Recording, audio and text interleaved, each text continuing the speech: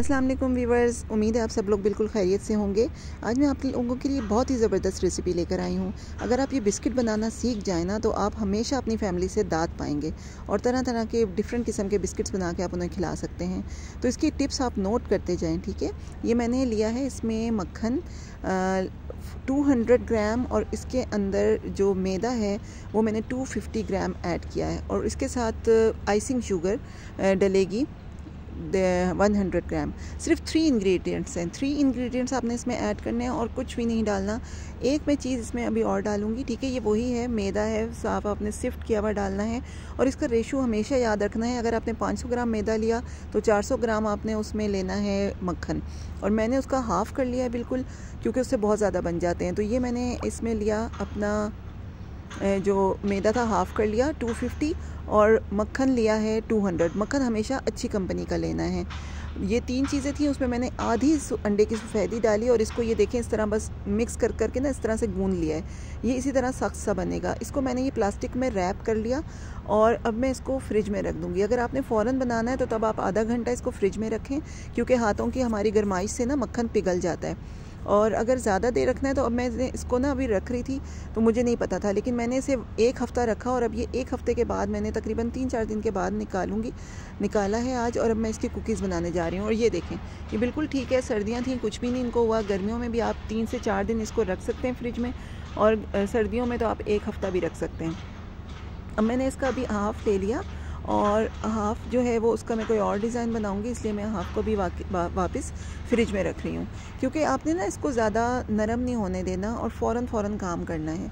और इसकी जो टिप्स हैं वो बहुत ज़रूरी हैं, इसलिए आज मैंने वीडियो फास्ट फॉरवर्ड पे नहीं लगाई। ये देखिए, मैं इसको अब इस तरह बेल रही हूँ और मैंने इसे प्लास्टिक के अंदर ही रखा है। आप इसे प्लास्टिक शीट भी यूज़ कर सकते हैं, और कोई आपके पास इस तरह का रैपर हो तो आप उसमें भी डाल के कर सकते हैं। तो इस तरह आपने करना है, ज़्यादा एकदम से ज़ोर लगा के नहीं बेलना, और इस तरह टैप टैप करके और इसको आपको बेलना है। सॉरी, इसकी जो मोटाई आप रखेंगे ना वो 1/2 सेंटीमीटर की, 1 सेंटीमीटर की आप रखेंगे। 1/2 सेंटीमीटर में बहुत पतले हो जाएंगे, तो फिर आपके बिस्किट्स ठीक बनेंगे। अब ये आपके ऊपर है कि आप कौन सी वाली जो है वो शेप बनाना चाहते हैं। सिंपल बिस्किट बनाने के लिए अभी ये बिल्कुल रेडी है। ये एक बेस है, इसके अंदर आप ज़ीरा डाल लें, ज़ीरे वाले बिस्किट बन जाएंगे। बादाम डालें, बादाम वाले बिस्किट बन जाएंगे। पिस्ता डालें, वो बन जाएंगे। आप इसमें कुछ भी डाल के मिक्स करके ऐड कर सकते हैं। हाँ, कोकोनट की थोड़ी सी रेसिपी डिफरेंट होती है।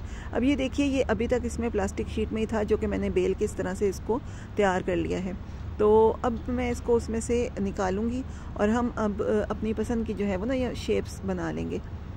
ये मैं आपको लोगों को इसलिए डिफरेंट तरीक़ों से दिखा रही हूँ कि आपको पता चल जाए कि ये कितना है और कितना नहीं है, और आपने किस तरह से इसको बेलना है। अगर आप इसको डायरेक्ट करेंगे तो ये जो बेलन है ना उसके साथ ही चिपकना शुरू हो जाएगा और वैसा रिज़ल्ट नहीं देगा। अब ये देखिए, ये मेरे पास कुकी कटर है, तो कुकी कटर से मैं ये काट लूँगी। या आप किसी भी किस्म के कुकी कटर्स ले सकते हैं, और अगर ना यूज़ करना चाहें तो कुछ भी इसमें ज़रूरत नहीं। तो चलिए जनाब, अब करते हैं काम। और ये भी मैं आपको इसमें टिप बता दूं कि आपने किस तरह कुकी कटर यूज़ करना है। आपने एकदम से इसको निकालने की कोशिश नहीं करनी, ठीक है। ये देखिए, मैंने ये इसके ऊपर रखा, इसको प्रेस किया, कटर निकाल लिया है, क्योंकि मुझे दूसरी जगह भी शेप बनानी है। लेकिन जो अंदर से कटिंग हुई थी ना उसको मैंने अभी नहीं उठाया। अब ये मैंने कर लिया, दूसरी जगह पर भी इसकी कटिंग कर ली है। इसी तरह आपने जितनी भी इसकी कटिंग करनी होंगी आप उतनी ही कर लेंगे। अब ये मैंने एक और मोल्ड लिया है, ये हाउस शेप का है। हाउस शेप का भी मैं यहाँ पे जो है वो लगाऊंगी और इसको मैं कट कर लूँगी। ये देखिए, तो ये मैंने वो 2 जगह पे कर लिया। अब अगली जो चीज़ है ना वो देखने वाली है। ये मैंने इसको ज़रा प्रेस कर लिया ज़ोर से, ताकि ये जब हम इसको निकालेंगे तो ये टूट ना जाए।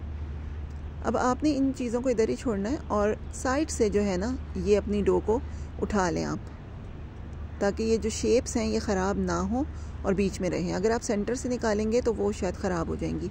तो ये देखिए, अब ये बिल्कुल ठीक रहेगी। और अंडे की सफ़ेदी इसके अंदर मैंने इसलिए डाली थी ताकि ये जो शेप, मैंने ये वाली शेप्स बनानी थी, अदरवाइज़ सॉरी मैं वो नहीं डालती।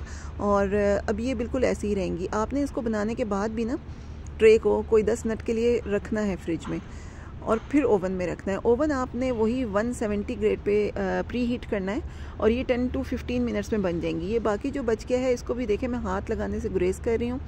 इसको मैं प्लास्टिक शीट के साथ ही रैप कर रही हूँ, क्योंकि हमारे हाथों की गर्मी से ना ये बहुत जल्दी ही मेल्ट हो जाता है। और इसको दोबारा करके अब आपको मैंने इस तरह से बेल लिया है।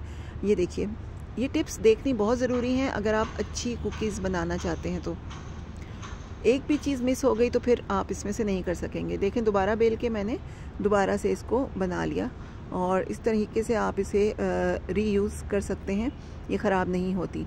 और टिप आपने हमेशा वही करना है कि आपने इसी तरीके से निकालना है। एक मैं बात आपको बता दूं कि ये कुकीज़ में मैं बहुत देर से मास्टर हुई हूँ, क्योंकि पहले मैं इसमें पिसी हुई चीनी यूज़ करती थी, तो वो नहीं करनी चाहिए। अच्छा, ये जो बाकी अब थोड़ी सी डो लेके ना मैंने इसमें कोको पाउडर मिक्स कर रही हूँ, क्योंकि मैंने अगली जो बनानी है वो मैंने स्पाइन व्हील कुकीज़ बनानी है, जिसका मैंने शुरू में आपको प्रोमो दिखाया है। तो स्पाइन व्हील कुकीज़ बनाने के लिए ये मैंने इसमें देखें कोको पाउडर मिक्स करके खूब अच्छे तरीके से ना इसको मिक्स कर लेना है कि ये यकजान हो जाए। और हाथ आपने अच्छे तरीके से धो लेने हैं पहले ये सब काम करने से, क्योंकि मैं तो धो ही लेती हूँ खैर। और अब देखिए, ये जो बाकी की डो है उसको मैंने जो रखती थी फ्रिज में वो निकाली है, और इसके साथ ये इसका रेशियो क्या है, ये बिल्कुल हाफ़ आपने लेना है।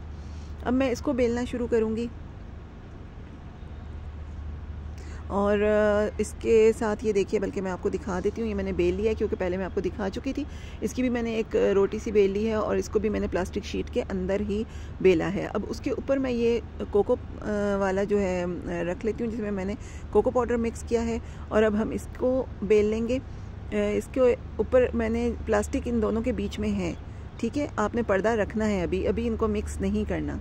ये एहतियात बहुत ज़रूरी है, लेकिन ये मुश्किल नहीं है, क्योंकि इसकी डो भी बहुत आसानी से बन जाती है, और ये सिर्फ थोड़ा सा 10-15 मिनट का काम है। रिज़ल्ट इतना ज़बरदस्त आता है, मैंने जिन भी गेस्ट को दिखाया वो कभी पहचान नहीं पाए कि ये बेकरी के नहीं बने हुए, और हर बंदा जो है ना वो माशाल्लाह से तारीफ़ करता है। जो सिंपल बिस्किट ज़ीरे वाले बनते हैं वो तो बहुत ही अच्छे बनते हैं। अब देखिए, ये भी इतना पतला है, और ये दूसरी जो शीट थी ये भी थी, अब मैंने हटाई है, और इसके ऊपर मैं रख दूँगी। और थोड़ा सा मैंने इसको बड़ा कर लिया ताकि ये इसके किनारों तक पहुंच जाए। आप कोई बात नहीं, किनारों को कट भी कर सकते हैं, मैं नहीं कर रही, क्योंकि साइड से भी जो होता है ना मटेरियल, उसका भी बिस्किट बन जाता है।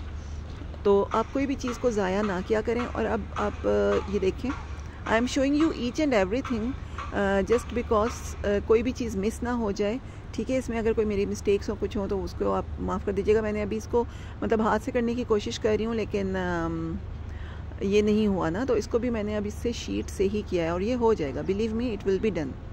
ये इस तरह आप इसको रोल आउट करते जाएं, और इसका एक रोल बना लें। रोल बना के भी आपने इसको 5 मिनट के लिए रख दें तो अच्छा है।